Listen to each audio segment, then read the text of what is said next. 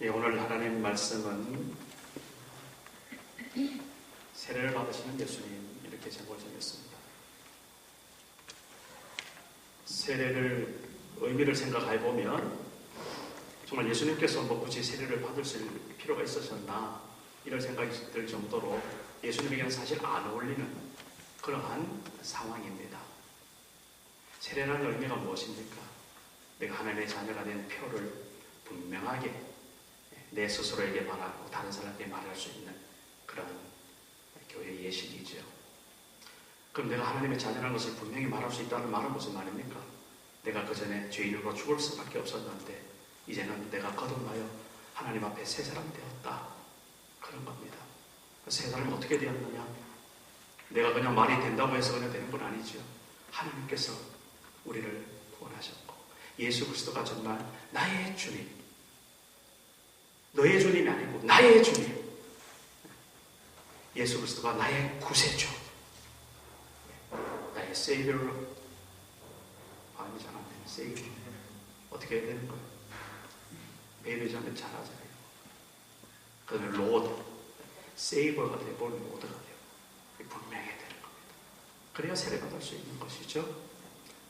그렇다 보면 정말 예수님께서 세례를 주셔야 되는 분이시지, 그죠? 세례를 받은 것은 얼토당토하는 말입니다.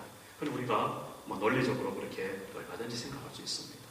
그러나 그럼에도 불구하고 예수님께서 오늘 무슨 일을 하고 계십니까? 세례를 받고 계시는 것입니다. 이런 것을 먼저 염두에 두고 오늘 말씀으로 저희가 들어가 보려고 합니다. 먼저 말씀을 읽을 때마다 여러분 항상 때에 대한 어떤 그런 문구가 나오면 집중해 주시기를 바랍니다. 오늘도 마침 보니까 13절에 이때에 라는 말씀으로 시작을 하고 있습니다. 물론 제가 그렇게 끊어서 그렇죠. 그게 처음이다 이런 말은 아닙니다. 그러나 중간중간 때에 대한 그런 어떤 이야기가 나올 때마다 이거 무슨 때지? 이런 나름대로 집중력을 우리는 좀 가졌으면 좋겠다는 것입니다. 그래야 거기 성경에서 말하고 있는 그런 의미들이 앞뒤전으로 맥락이 좀 이어질 수 있고, 이때 이런 상황이 있으니까 이런 말씀이 이렇게 하셨구나, 이게 어느 정도 납득이 되어지는 것입니다. 자, 그래서 오늘 이때가 어느 때입니까? 제가 세 가지로 약간 간략하게 말씀을 드리면, 첫째로 정치적으로 한번 생각해 보세요. 정치적으로 보면 이때 어느 때입니까? 이스라엘 민족들, 유대 민족들이 식민지를 당하고 있는 그때입니다. 누구에게요? 로마에게.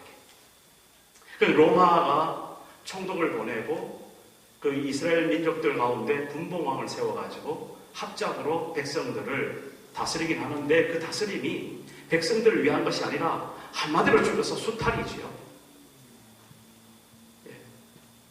우리도 일제시대가 있었습니다. 그 일제시대가 나름대로 문물도 들어오고 어떻게 별 말을 합니다만, 그러나 결국은 그것이 왜 그렇나? 일본 사람들에게 우리가 수탈을 당한 거죠. 그러니 백성들의 마음이 지금 암울한 그런 때다라는 겁니다. 그렇게 보면서 지금 그런 때였구나, 시대적으로 그렇게 우리가 알 수 있습니다. 그럼 종교적으로 한번 생각해 보세요. 종교적으로 보면 그 당시에 하나님이라고 말하는 사람이 없었으면 문제였나? 아니었습니다.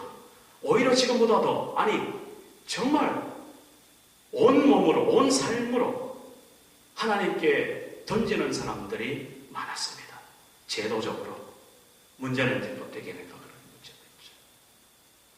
소위 그런 사람들을 통해서 우리가 성경을 쭉 보면 여러 명칭이 나옵니다. 대제사장, 바리새인들, 사두개인들, 서기관들. 예수님의 생애를 보면 예수님이 하나님을 모르는 사람들하고 뭔가 문제가 있었던 것이 아니라 나름대로 하나님을 잘 섬긴다라고, 우리가 민족 대대로, 조상 대대로 하나님을 잘 섬겨왔다라고 하는 그런 사람들하고 예수님하고 지금 부딪히는 문제가 사복음서에 얼마나 많은지 모릅니다. 결국은 예수님께서 십자가에 죽으신 것도 바로 그러한 사람들의 계략에 죽게 되었고, 로마 군병들은 들러리를 쓴 거죠.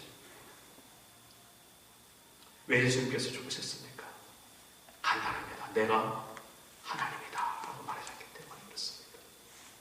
그 당시 종교 잘 섬기는, 종교 잘 그렇게 지내는 사람들은 우리 하나님 따로 있는데 네가 왜 하나님이냐? 너 하나님을 참남하게 하는 자다. 내가 미쳤구나. 그래서 그를 십자가에 못 박으라. 그렇게 예수님은 십자가에 죽으셨습니다. 다시 말해서 생명이 없는 종교가 그 백성들의 그 눌린 가슴을 해결해 주지 못하고 있었다라는 이 사실을 우리가 볼 수 있어야 됩니다. 백성들이 정치적으로 좀 핍박을 당하면 그나마라도 심리적으로 또 영적으로 뭔가 이렇게 사람들을 위로해주고 붙들어주는 이런 종교적인 역할이 정말 극대화되고 잘 해야 될 상황임에도 불구하고 종교까지도 타락하여서 정말 기득권 외에는 백성은 정말 아무것도 아닌 그런 상황이 벌어지고 있는 어느 때? 바로 이때 이렇게 보십니다. 또 한 가지는 사회적으로 한번 보십시다. 여러 가지 종교적인 상황, 정치적인 상황, 그거하고 같이 맞대어서 사회적으로 어떤 무브먼트들이 일어났는가 우리는 충분히 짐작할 수 있습니다. 그럴 때마다 뭐가 일어납니까? 뒤집어 보려는 마음의 혁명적인 그런 마음들이 백성들마다 우리 선거 때마다 늘 듣죠. 이대로는 못 살겠다. 그리고 뭐라 그러죠? 갈아보자. 어떻게 합니까? 선거시민들은 기가 막히는데 이대로는 못 살겠다. 나를 뽑아주면 세상을 뒤집겠다. 이런 식으로 하죠. 그런데 그게 그냥 하는 소리가 아닙니다. 실제가 그분들이 볼 때에는 그분들이 그런 요소가 있기 때문에 외치는 거예요. 그냥 신념도 아니고 그냥 마음의 어떤 작정도 아닌데 그냥 단순히 뭐가 돼보겠다고 그렇게 해서 될 일이 아닙니다. 그러면 피를 토할 수 없죠. 그러면 전생을 걸 수 없습니다. 그러나 정치하는 사람들조차도 정말 자기의 신념과 자기의 어떤 정치 철학과 자기의 어떤 그런 길을 분명히 그 사람들은 본 사람이기 때문에 이것이 분명히 이거다라고 외칠 수 있고 나에게 표를 주십시오 할 수 있는 겁니다. 바로 그 당시 그러한 사람이 바로 빗대서는 좀 미안합니다. 말이 잘 안 되지만 세례요한 같은 사람이었어요. 세례요한이 광야에서 하나님의 음성을 들었습니다. 호련히. 어떤 음성을 들었습니까? 이사야에 있는 말씀. 너는 광야에 외치는 자의 소리다. 무엇을 하나님 내가 외쳐야 됩니까? 회개하라, 천국이 가까웠다. 세례요한이 그날로 세상에 나와서 광야에서 다시 돌아와서 백성들에게 외치는 겁니다. 회개하라, 천국이 가까웠다. 회개하라는 말은 무슨 말입니까? 근본적으로 무슨 소리를 하는 겁니까? 네가 지금 죄인이니까 회개하라는 겁니다. 네가 지금 잘못한 것이 있으니까 회개하라는 겁니다. 그냥 말이 좋아서 회개가 아니죠. 그럼 듣는 사람은 저 사람이 나를 지금 갈구고 있네. 지금 이거죠 지금. 그러나 담대하게 세례요한은 그대로 외쳤습니다. 저 같으면 눈치 보면서 기분 안 나쁘도록 했을 것 같아요. 제 성품으로 봐서는, 제 생긴 모습대로 봐서는. 세례요한은 그렇지 않았습니다. 들판에 살면서 어떻게 살았습니까? 메뚜기 석청을 먹어가면서 살았어요. 메뚜기 석청이라니까 요즘 사람들은 건강식품이네. 그래가지고 얼마나 고급으로 살았는가. 그게 아니죠. 정말 먹을 것이 없어서 메뚜기 석청을 그렇게 먹은 거예요. 몸에는 뭘 둘렀습니까? 약대 털옷을 입었다고 했습니다. 호화, 밍크, 간단한 거 입었네. 한번 나가보세요. 광야에 가서 나가서 옷을 입었어요. 정말 세례요한은 하나님 앞에 그렇게 외쳤습니다. 그러니 결국 어떻게 됐습니까? 목 잘려 죽었어요. 목 잘려 죽었어요.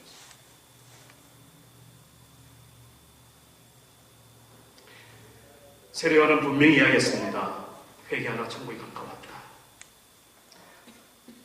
독사의 자식들아, 너희가 이스라엘 백성이라고 그렇게 자만하지 말아라. 하나님은 이 돌을 들어서 하나님의 자녀 삼을 수 있는 하나님이시다. 너희가 그렇게 죄를 짓고 그렇게 하나님을 거부하고 그러면서 너희 입으로는 하나님의 자녀고 말하느냐? 회개하라, 회개하라, 회개하라. 백성들이 그 소리를 듣고 마음에 공감이 오는 겁니다. 많은 사람들이 세례 요한에게 나왔습니다. 세례 요한에 나와서 세례 요한이 뭐 했습니까? 이름 기억해 보세요. 요한이 지금 세례 요한이 뭐 했다고요? 세례를 줬습니다. 무슨 표로 세례를 줬습니까? 그래, 네가 회개했다고 하니 내가 징표로 너 회개한 것 하나님 앞에 다시 한번 결단하고 확인한다. 그래, 너는 이제로부터는 다시는 또다시 유탄하지 말고 제대로 하나님 앞에 살아라. 그런 표로 세례를 줬는데 그것이 요단강에서 줬기 때문에 물세례였습니다. 물로 세례를 줬기 때문에 물세례를 줬다는 겁니다. 그러면서 외쳤어요. 내 뒤에 오시는 이는 하나님의 아들이신데 나는 그의 신발끈을 묶어주기도 부족한 사람이다. 그분은, 나는 지금 물로 너희들에게 세례를 주지만 그분은 물과 성령으로 너희들에게 세례를 주실 겁니다. 외쳤습니다.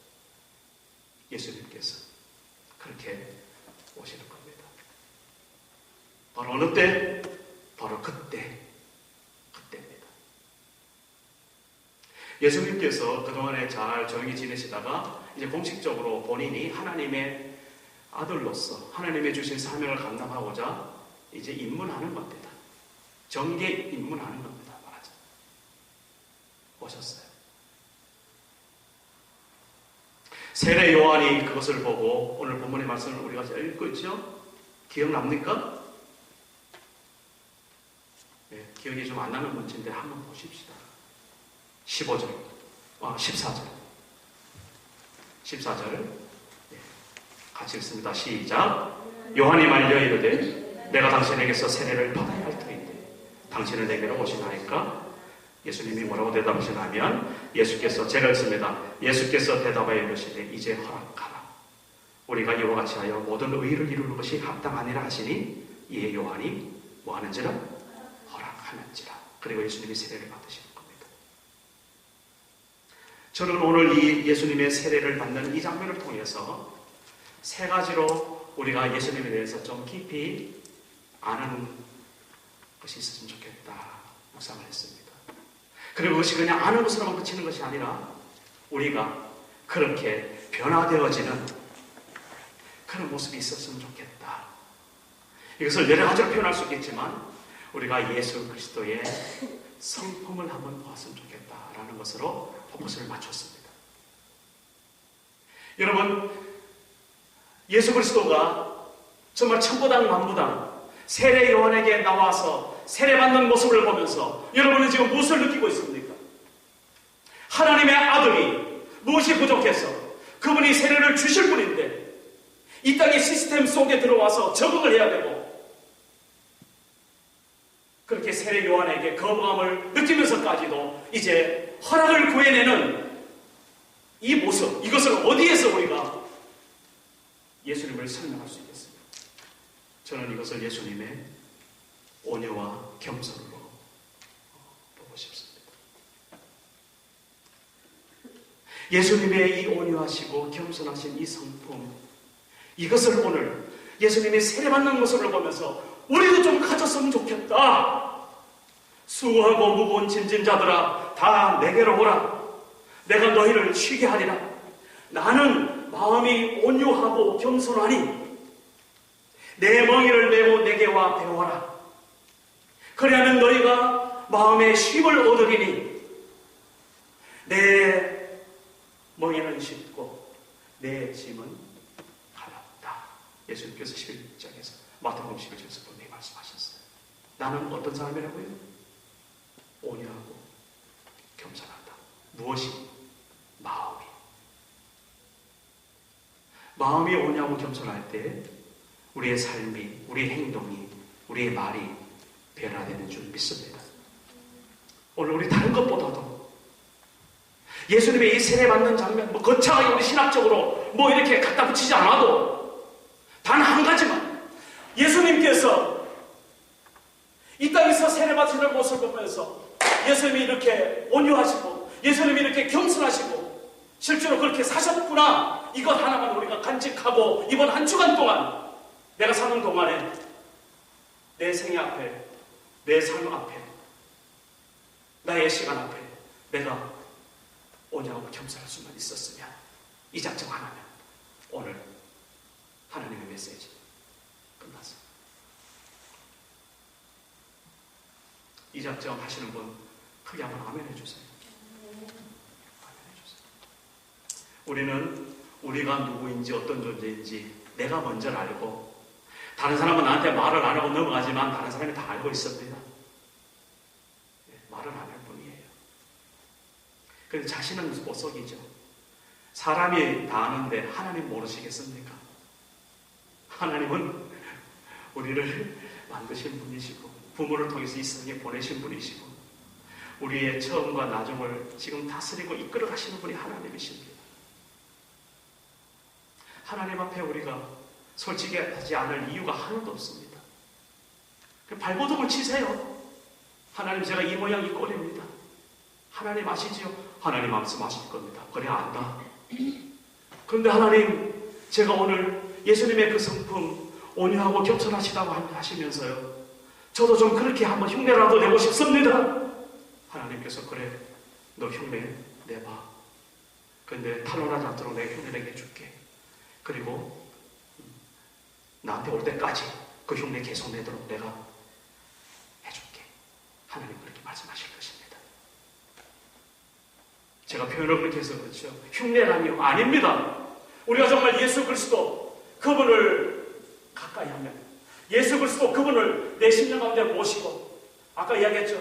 나의 구세주, 나의 세이버, 구세주, 그리고 그분이 나의 주님, 로드, 그렇게 내가 분명하게 고백하고 그분을 따라간다면 우리 주님께서 온유와 겸손의 성품으로 우리에게 은혜를 주실 줄로 믿습니다. 이게 크리스찬입니다.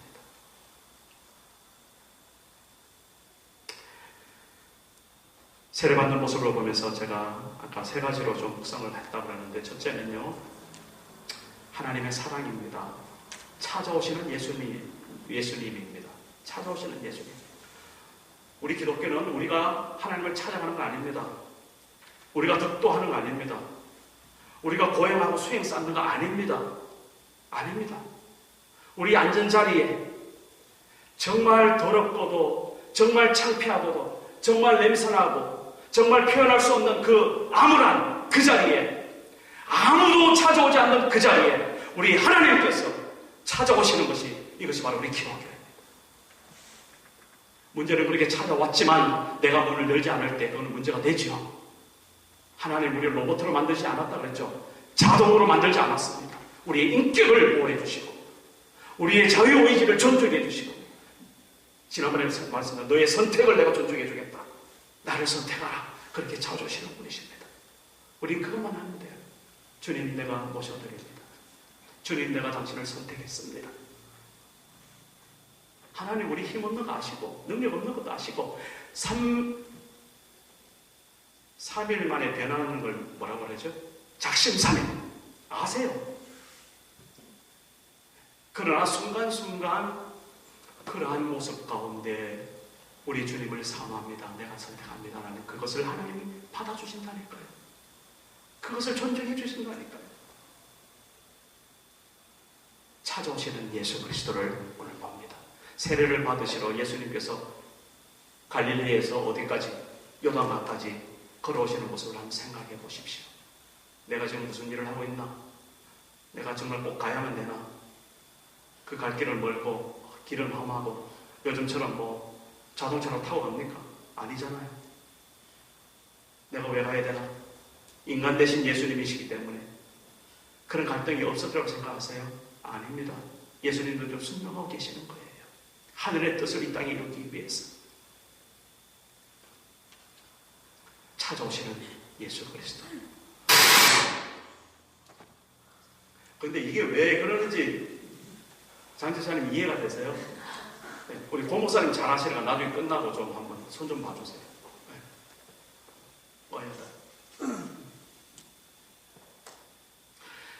하나님께서 이 시간에 우리 가운데 찾아오시는 줄 믿습니다.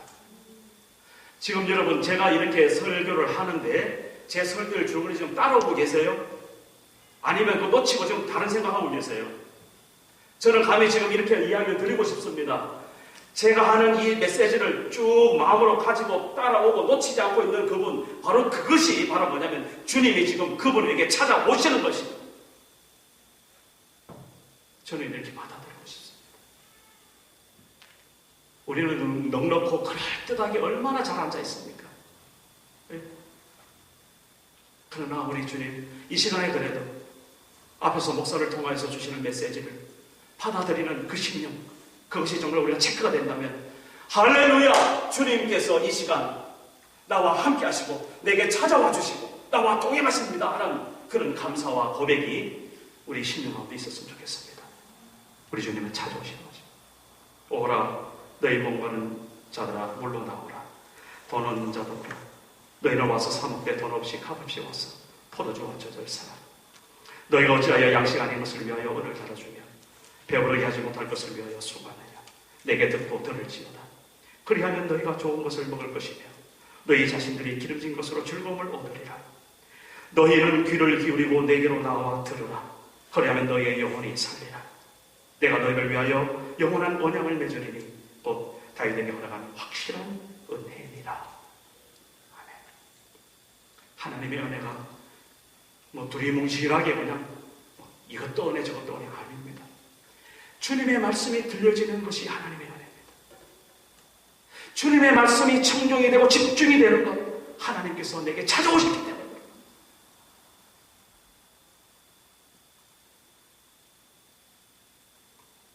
두 번째는요, 협력하시는 예수 그리스도를 봅니다.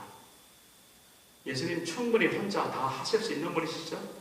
여호와라는 이름이 뭡니까? 자존하시는 하나님, 그죠? 예수님 하나님으로 이 땅에 오셨고 물론 인간의 몸을 입고 오셨지만 얼마든지 솔로로 히트 칠 수 있는 분이세요. 그러나 예수님께서 세례 요한에게 나옵니다. 뭐 하자고요? 함께 의를 이루자. 그래서 오늘 말씀입니다. 우리가 이와 같이 하여 모든 의를 이루는 것이 합당하니라. 하나님의 일은 혼자 하는 것보다 둘이 하는 게 훨씬 아름답습니다. 둘이 하는 것보다 셋이 하는 게 더욱더 보기 좋고요. 혼자 하는 것보다 같이 하는 것이 정말 좋습니다. 혼자 하실 수 없어서 혼자 못한 사람이 있어요? 아니죠. 우리 크리스찬들은 혼자 얼마든지 할 수 있습니다. 감당이 돼요. 왜 그걸 못하겠습니까? 그러나 일부러라도 초청을 하는 겁니다. 이웃 사람들을 같이 하자. 우리 교우들을 같이 하는 겁니다. 혼자 하면 더 쉽죠. 더 신속하죠. 더 빠르죠. 더 시원시원하죠. 그러나 교회는 세상 일도 마찬가지입니다만 그렇지 않습니다. 함께 하는 겁니다. 명심하십시오. 혼자 일하지 마십시오. 혼자 일할 것 같이 하시길 바랍니다.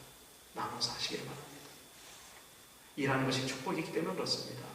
일하는 것이 고통이라면 혼자 하세요. 예. 그러나 교회에서 일하는 것, 또 세상에서 열심히 일하는 것, 다 그건 축복이잖아요. 예. 우리가 일할 수 있는 것이 얼마나 축복입니까? 예. 웬만하면 같이 하시는 게 좋습니다. 사랑하는 자, 주님의 뜻대로 부르심을 입은 자들에게는 모든 것이 합력하여 선을 이루느니라. 로마서 8장 28절의 말씀 그대로입니다.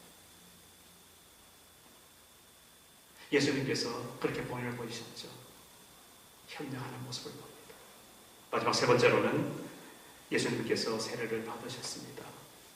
제가 처음에 말씀드린 대로 이 세례를 받는 건 말도 안 되는 소리. 다시 말해서 좀 쉽게 말하자면 비상식적인 논리. 말도 안 되는 것. 그런 겁니다. 그런데 그것을 우리 주님은 납득하시는 겁니다. 허용하시는 겁니다. 수용하시는 겁니다. 너무 따지지 마세요. 뭘 그렇게 따지세요? 교회 일 반듯반듯하게 있죠. 왜 그걸 모르겠습니까? 그럼 어지러우면 어지러운 대로 감사하시면 되는 거예요. 내가 주스면 되니까. 치우면 되니까. 잔소리할 필요 하나도 없죠. 예. 납득이 되지 않는 것이 우리 살아가면서 얼마나 많습니까? 예. 그러나 예수님은 정말 말도 안 되는 이거 일부러 찾아오셔서 하시잖아요. 세례받는 것 그런 것이었습니다. 오늘 우리도 마찬가지입니다. 상식적으로 말도 안 되는 소리들 그것을 수용해 보십시오. 납득해 보십시오. 관용을 베풀어 보십시오. 거기에서 하나님의 용서가 나옵니다. 하나님의 용서를 우리가 어떻게 경험할 수 있습니까? 가만히 앉아있는 경험이 됩니까? 어림없는 소리. 하나님의 용서는요, 내가 다른 사람을 용서해 줄 수 있을 때 하나님이 나를 용서해 주십니다. 하나님의 사랑을 하나님의 용서를 받고 싶거든 정말 앉아서 목록을 써보세요. 내가 이렇게 용서해야 되겠다, 저렇게 용서해야 되겠다. 그리고 실천해 보세요. 하나님께서 바로 그런 용서를 나에게 해주시는 그 놀라운 환희와 그 해방감과 그 자유로움을 우리는 맡길 수 있습니다. 이것이 바로 용납이고 관용입니다. 이 시간에 혹 우리 마음 간에 우리 이웃들 간에 우리의 관계들 속에서 화해되지 못한 부분이 있다면 특히 우리 자녀들 사이에서 부모와 자녀들 사이에 부부 사이에 그런 것들이 우리가 표현을 안 해도 많이 있죠. 혹 있다면 이 시간에 화해를 해보세요. 용납을 해보세요. 받아들여 보십시오. 하나님께서 그분의 영광을 받으시기 위하여 하나님의 놀라운 평화와 기쁨을 우리에게 주실 줄로 믿습니다. 자, 예수님께서 이렇게 하셨어요. 예수님께서 이렇게 하신 걸 보면서 한마디로 처음에 말씀드렸지만 그게 떠오른 거예요. 우리 예수님, 그게 바로 겸손이구나. 여러분은 요즘 전화 받을 때도 딱 보고 전화번호가 좀 이상하면 안 받죠? 그죠? 네. 제가 이제 교회에서 교회 전화로 한번 이렇게 전화를 좀 돌려보는데 우리 성도님들은 뭐 웬만하면 그냥 받으신 것 같아요. 보니까 제가 다른 분들 이렇게 몇 번 해봤는데 안 받아요. 그 나중에 셀폰에서 그냥 받아요. 왜 전화 안 받냐? 그랬더니 이상한 게 있어가지고 또 왜 뭐 영어 나올까 싶어가지고 안 했다. 이해는 됐습니다. 네. 근데 중요한 거는 무엇입니까? 가려야 한다는 거죠, 우리가. 그게 문제가 있습니다. 그전에는 뭐 그런 시스템 자체가 없었기 때문에 그냥 부딪히는 대로 살았습니다. 그러면서 부대끼면서 그러면서 서로의 마음과 마음이 부딪히기도 하고 깨지기도 하고 그리고 다시 회복되기도 하고 그래서 울며 부둥켜 안고 그렇게 살았습니다. 그게 교회였습니다. 요즘 얼마나 신사적으로 살아가요. 다 거절하잖아요. 선을 다 끊었잖아요. 내 바운더리 안에 절대로 들어주지 못하게 하잖아요. 이제는 그걸 허무시고 오히려 적극적으로 두드리고 찾아가십시오.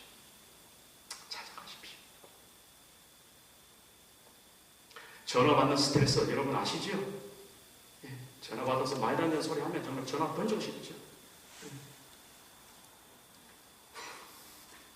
그리고 우리 딸이 막 웃네요. 왜 웃었겠습니까? 이해해보세요. 생각해보세요. 예. 왜 웃었겠습니까? 우린 그런 시대에 살아가고 있습니다. 정말 싫어요. 전화 대대로 엉뚱한 소리 하면 정말 화가 나요. 근데 어떻게 합니까? 이제 이 시간에 우리가 예수님의 세례를 통하여서 겸손. 그거 이제 우리가 오늘 하나님의 말씀을 듣지 않습니까? 이제 전화 던지지 마시기 바랍니다.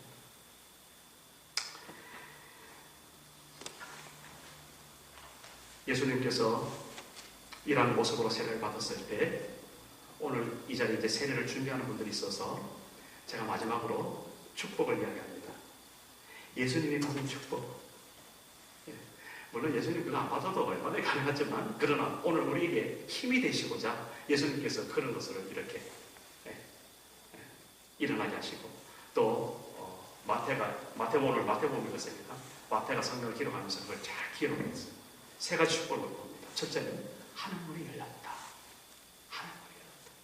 여러분, 하늘문이 열렸다는 것을 어떻게 보면 하늘이 위에서 쫙 갈라져서 뭐 우주가 보였나?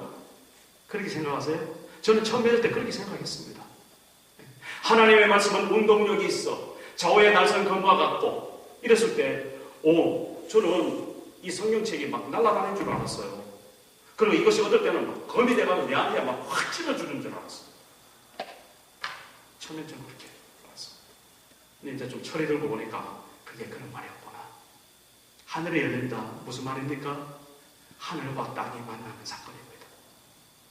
다시 말해서 이 땅에 하나님의 귀한 뜻이 성취되어지는 그런 축복입니다.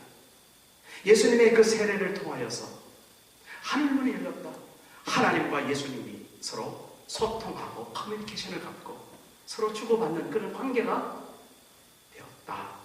이렇게 우리가 받아들이는 겁니다. 여러분 여기 세례를 다 받으셨잖아요? 그리고 아직 안 받으신 분들 계시죠? 세례라는 게 이런 겁니다. 세례라는 게 이런 겁니다. 하늘문이 열리는 역사입니다. 기억하시기 바랍니다.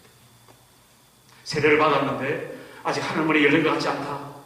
그러면 이번에 교육 받으시고 한 번 받은 세례 하나님의 받았지 목사에게 받는 거 아니죠? 그렇기 때문에 두 번 다시 줄 수는 없어요. 그러나 교육은 우리가 참석해서 우리 심령이 다시 회복되어지는 하늘문이 열려지는 그런 시간들 좀 우리가 경험했으면 좋겠습니다. 두 번째는 무슨 말이에요?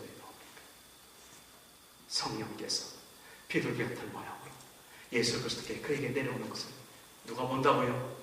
그분이 보았다. 예수님이 보고 계시는 겁니다. 하늘문이 열리고 하늘에서 성령이 비둘기같은 형상으로 내려와서 그분에게 임하는 것을 보는 겁니다. 성령 충만한 모습입니다. 세례가 바로 그런 겁니다. 세례라는 것은 이제는 내 혼자 살지 않고 어떻게 산다? 성령님과 함께 동행하는 삶을 산다. 바로 그런 겁니다. 성령께서 함께 하시고 기뻐하시는 겁니다. 마지막 세 번째로 정말 이것 하나 하늘에서 음성이 들립니다. 무슨 음성이 들립니까? 이는 내 사랑하는 자요 내 기뻐하는 자다. 내 사랑하는 아들이요 내 기뻐하는 자다. 이렇게 말씀하죠. 하늘에서 그런 음성이 들리면 얼마나 여러분 좋겠습니까? 여러분 다 들어보셨죠? 네. 하늘의 음성을 여러분 어떻게 듣습니까? 물론 우리가 지금 듣는 이런 메커니즘 속에서 소리를 들으면 제일 확실하겠죠. 그러나 그렇게 들으면 제일 값어치가 없을 것 같아요. 저는 그렇게 생각이 됩니다. 우리 심령 가운데 듣는 그런 울림의 소리를 들으실 수 있어야 됩니다. 그러면 그건 잊혀질 수가 없어요. 우리가 가끔 가다가 무슨 소리를 들어서는 다 잊어버리지만 정말 우리 심령 깊은 곳에서 누구야? 내가 너를 안다. 너는 나의 사랑하는 아들이지. 너는 정말 내가 사랑하는 딸이지. 정말 너는 내가 너를 기뻐한다. 오늘 스바냐서 3장 17절 우리 찬송 특송을 했습니다. 그냥 하는 게 아니라 바로 이것 때문에 했습니다. 너의 하나님 여호와가 너의 가운데 계시니 그는 구원을 베푸실 전능자시라.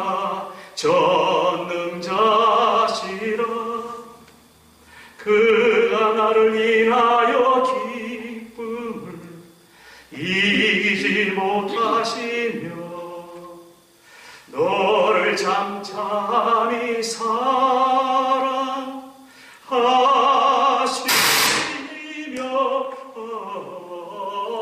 즐거이 부르며 기뻐하시리라. 하나님의 이 기뻐한다는 음성이, 하나님의 너는 내 아들이고 내 딸이고, 이 음성이 우리 심령 가운데서 매일매일 울려 퍼지면 얼마나 우리가 행복하겠어요. 집을 나설 때, 집에 돌아올 때, 일을 할 때, 차를 타고 운전할 때 나도 모르게 그 음성이 울려오는 거예요. 내 속에서 울려오는 거예요. 마르지 않는 샘물처럼 계속 올려오는 거예요.